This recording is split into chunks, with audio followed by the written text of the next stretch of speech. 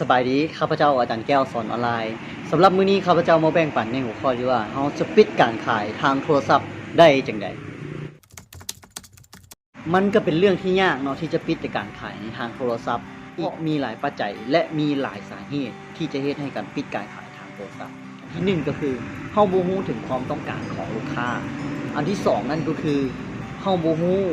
ว่าลูกค้ามีระยะเวลาที่จะเว้ากับโทรศัพท์ของเฮาได้บ่ก็คือเซตกลุ่มเป้าหมายก็คือบ่ให้เกิน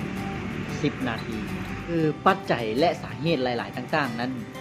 เฮาสามารถสร้างสถานการณ์ขึ้นได้อันที่สำคัญที่สุดมี3ประเด็นคือว่า1เฮาต้องตั้งคำถามขึ้นมาอันที่2นั้นเฮาคือต้องสร้างสถานการณ์ความเร่งด่วนและความย่านกลัวให้แก่ลูกค้าอันที่3นำเสนอสินค้าหรือการปิดการขายแบบสายฟ้าแลบก็คือประหยัดเวลาน้อยที่สุดยกตัวอย่างเช่นเมื่อเฮารู้ว่าลูกค้าเป็นโรคเบาหวานเฮาจะเสนออีหยังแน่ในต่อไปนี้เมื่อลูกค้าเป็นโรคเบาหวานเฮาเสนอความย่านกลัวว่าสาเหตุของโรคเบาหวานนั้นจะเกิดขึ้นระยะนี้แล้วเกิดเป็นโรคเบาหวานแล้ว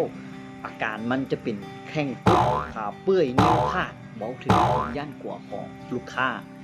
หลังจากนั้นเสนอขั้นตอนในการรักษายกตัวอย่างว่า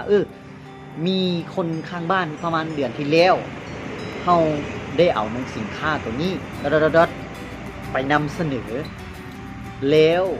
สามารถแก้ไขปัญหาและตอบโจทย์ในการโรคเบาหวานนี้ให้ป้าคนนั้นหรือว่าพี่น้องคนนั้นได้มีสุขภาพดีขึ้นเพื่อให้ลูกค้ามีความย่านกลัวแล้วอยากได้ยามารักษาแล้วเฮาจึงเสนอไปว่ายาตัวนี้เลยแหละที่จะรักษาได้เองในการปิดการขายในทางโทรศัพท์ได้สรุปง่ายๆจะปิดการขายทางโทรศัพท์นั้น1ต้องตั้งคำถาม2รู้จุดประสงค์เป้าหมายของลูกค้า3สร้างสถานการณ์เร่งด่วนในการตัดสินใจความย่านกลัวให้ลูกค้าแล้วเสนอด้วยโปรดักต์ของเจ้านี่ก็เป็นเคล็ดลับดีๆที่ข้าพเจ้าได้เอามาแบ่งปันเพราะสิ่งที่ข้าพเจ้าได้เอามานำใช้แล้วมันเกิดได้ผลจริงจึงจะเอามาแบ่งปันถ้าว่าเห็นคลิปนี้มีคุณประโยชน์และสาระดีกดแชร์และกดไลค์คอมเมนต์เขาว่าขอบใจเพื่อแบ่งปันสิ่งดีๆนี้ให้แก่หมู่เพื่อนได้เอาไปนำใช้ในการปิดการขายทางโทรศัพท์ของธุรกิจของตัวเจ้าให้ดีขึ้นข้าพเจ้าอาจารย์แก้วสอนออนไลน์ก็กล่าวคำว่าขอบใจ